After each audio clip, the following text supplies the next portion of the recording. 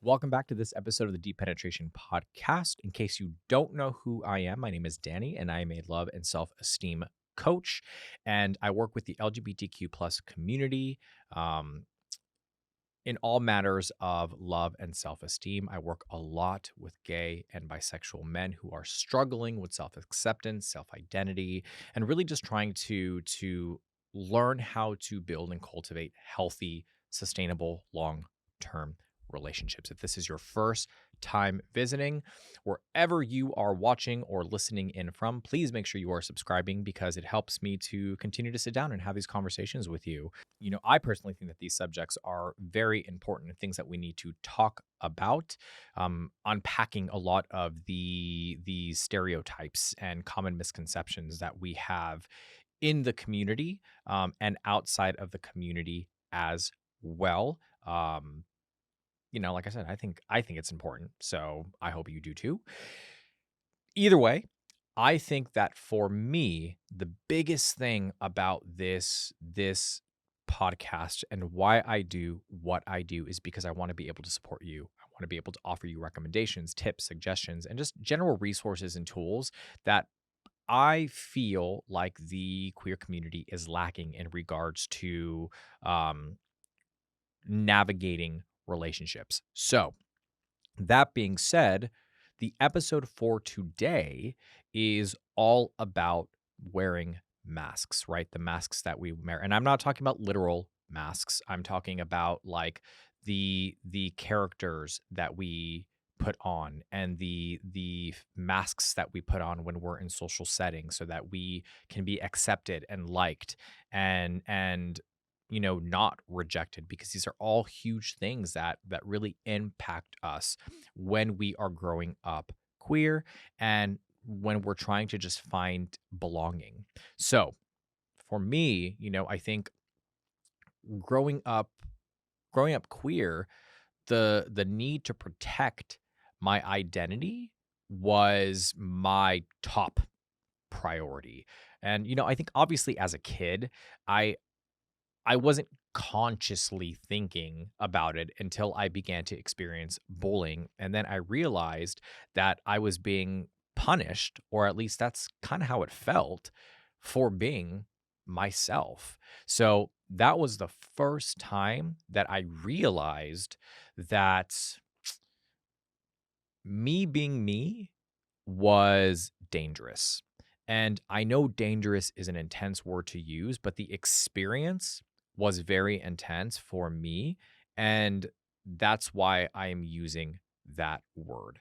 That was when I started to wear masks, right? So my entire high school career, I wore a mask a majority of the time. The mask I chose to wear was the jokester, right? So if I can make everyone laugh, I would be liked. People couldn't hurt my feelings because I made fun of myself all the time. And if I beat them to the punch, there was nothing left for them to make fun of. I also wore the mask of masculinity, right? And this involved me doing as many manly things as I could. I played sports, I joined clubs, I did all of those things. And I wanted people to believe that I was straight, essentially, right? But the reality is, it had a major effect on my self-confidence and my self-esteem. Now, I want to clear the air here by saying, I actually had an incredible high school experience. I made amazing friends that are still my friends to this day. I learned a lot about myself. I excelled in sports and academics and theater. Um, Honestly, I couldn't have asked for a better experience, but I always wonder what it would have been like if I wasn't pretending half of the time. And look, for a lot of you guys, you may be saying, well, I can't relate to you because I had a really horrible high school experience. Well, guess what? That came for me during elementary and middle school, where I was bullied incessantly and I was torn down and I was made to feel like shit and I was excluded from the guys' groups and all of those types of things. So it's not that I didn't have my experience myself, that experience myself. It's just it came at a different time, which is why I put on the mask in high school because I wanted to have a totally different experience. And to a certain degree, it worked for me and it benefited me because I had an incredible high school experience.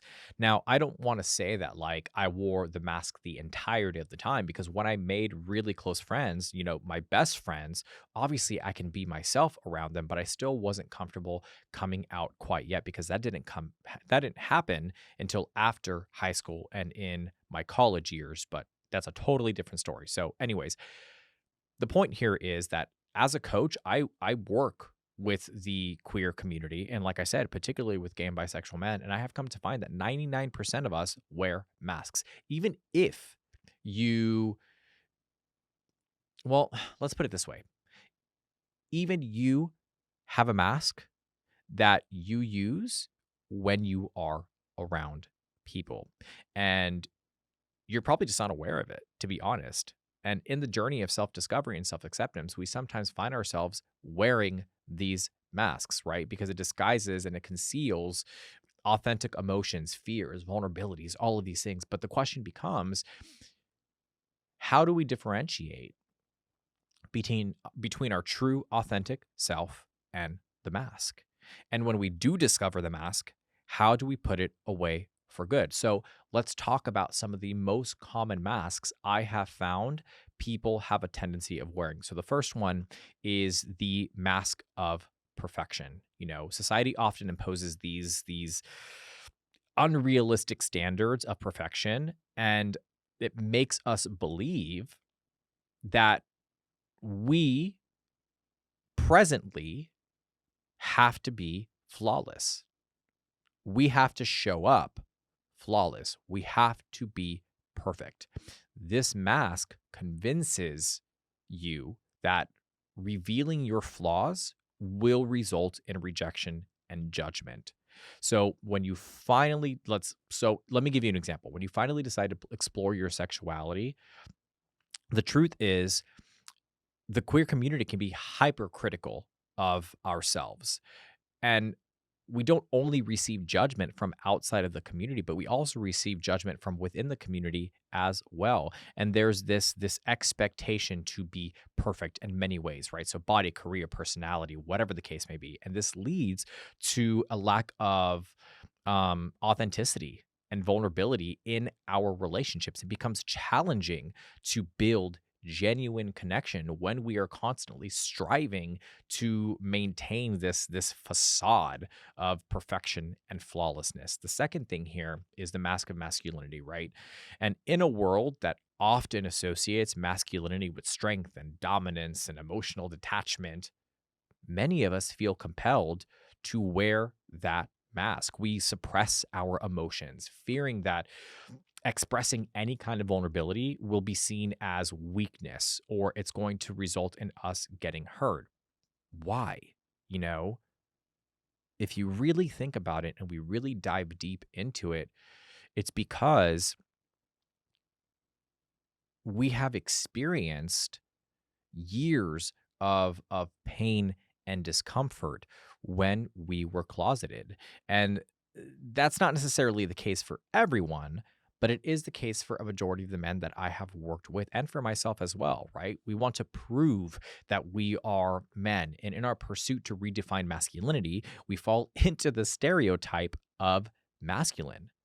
The mask of masculinity actually hinders our ability to connect deeply with our partners and the people around us, or when we're going on dates and meeting new people, by denying our emotions, our true emotions, and by not allowing ourselves to be vulnerable, we are missing out on the opportunity for connection, right? For emotional intimacy, for presence, right? Because if you're on a date with somebody and you really are enjoying this person's company and you feel like you are connecting and you are actively trying to be somebody you're not present in that moment. You're not really allowing yourself to take that moment in, to have a genuine, authentic, exchange.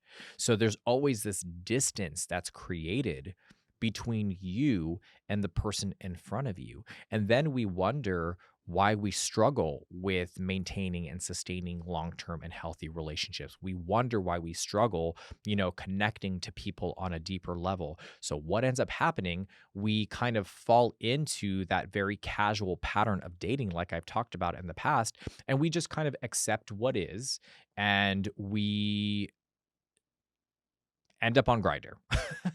Plain and simple, right? So we end up on a hookup app because we are craving intimacy and human connection, physical connection, all of those things. We just can't seem to get past that hump.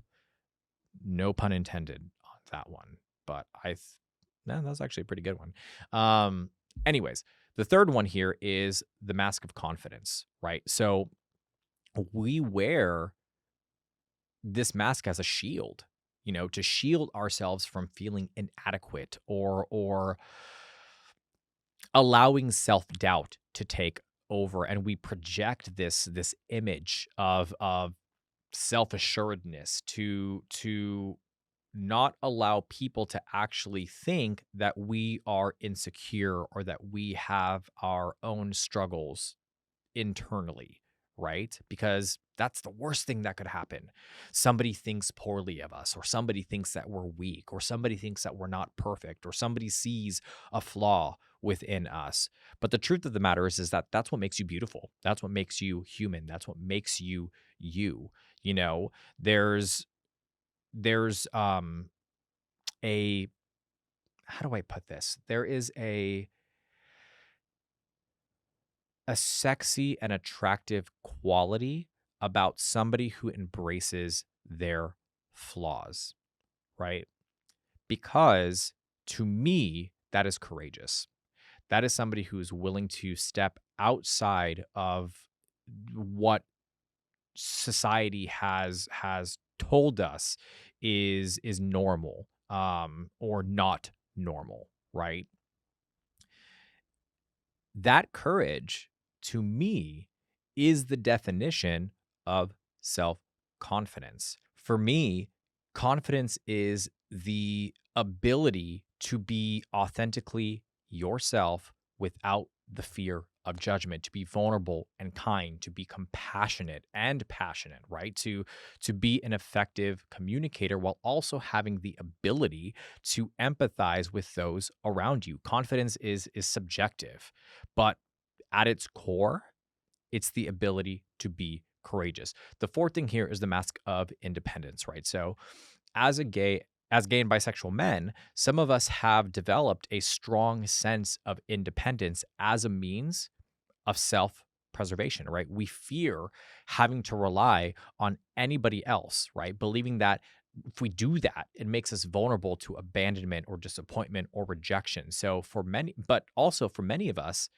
we've had to fight to survive and thrive in the face of adversity, right? So independence, while it can be a great thing, it can also create barriers in our relationships. So we may struggle to ask for help or lean on our partners during difficult times or allow ourselves to be supported emotionally. But all of those things are necessary if you want to build a deeper connection with your partner. So, how do we start to shed or get rid of these masks? The first thing, and I talk about it all the time in my episodes, and it's part of the foundation of my process when I work with people one on one. It's self reflection, right? Needing to reflect and cultivate some self awareness. So take time to reflect on the identity of the masks that you wear and what the underlying fear is that is driving them. How do you do this, right? It's important to start to become a little bit more objective. And in order to do that, you need to start journaling or meditating or even having a conversation with a coach like myself to start to unpack some of these narratives or these beliefs that you've created in your mind that aren't really serving you at this point, right? Because allowing yourself to become more objective is going to help you gain better insight. Practicing self-awareness is a daily thing. Pay attention to your emotions. Notice when you're putting the mask on and explore what the underlying reason is. Number two is embrace vulnerability. Recognizing that vulnerability is a strength, it's not a weakness. So challenge that belief that showing your true emotions makes you less desirable or less valuable. I would recommend, if you want to start practicing that, do it with somebody that you trust, right? Do it with a close friend, a close family member. And if you are in a relationship with somebody that you do trust, start to try to share a little bit more. Share some of your fears, some of your insecurities, and maybe some of your goals that you have, and allow yourself to experience a deeper connection from this person. That deeper connection comes with very authentic expression.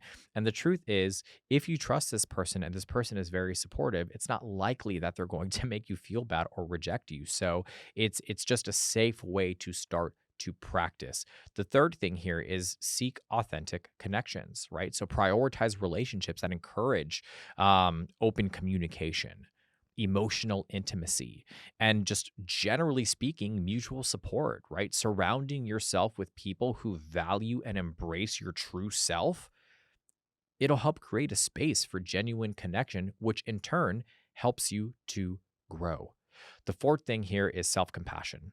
You know, being compassionate with yourself helps you to start to counteract that mask, but it is one of the hardest thing for a lot of people to do. Even myself, right? There are so many times that I struggle with being kind to myself and being nice to myself because I hold myself at a high standard, which I constantly have to remind myself is not attainable, and I have to root it in reality. So be compassionate with yourself. Treat yourself with kindness, understanding, and forgiveness. And I guess a big part of this is just remember that you are worthy of love and acceptance, both from others and most importantly, from yourself. And in order to do that, and to actually believe that, you're going to have to challenge that self judgment and that negative self talk. So replace criticism with positive affirmations and positive reinforcement. Focus on your strengths, your accomplishments, and your unique qualities. That's really going to help you. And the last part of this really is just a support system. Have a solid support system. Good friends, people who encourage you, people who lift you up.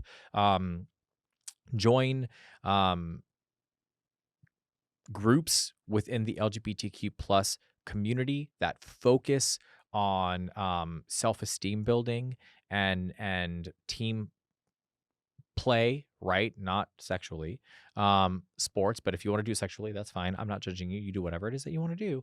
But I'm just saying, if you want to build a stronger support system, it's also about putting yourself out there, right? That's going to be incredibly important because in doing that, you start to really recognize what masks you're wearing and when you're wearing them. And you will have cultivated a comfortable enough environment that you can start to really let those things go because you can actually be your authentic self. You can actually show people who you are and not have to fear being rejected or judged or criticized. Um, that's all I really have for this episode. I hope you guys found that information to be helpful. Please make sure you are answering the polls and the questions below. I love to have open conversations, candid conversations with you guys. Again, make sure you are subscribing if this is your first time listening in. Or if you've listened before and you haven't subscribed, what are you waiting for? Do that so we can keep having these conversations. Other than that, I hope you guys are having an amazing day. Again, if you feel the need to book a coaching session because you need support, you need help, this is something that you're experiencing yourself, I will provide all the information that you need in the bio of wherever you're at, YouTube, podcast. Keep in mind, I also have other platforms that I utilize like TikTok, Instagram. I have a website. I will give you guys all of that information to make it easy for you. Thanks for sitting and having a chat, and I will see you guys in the next episode.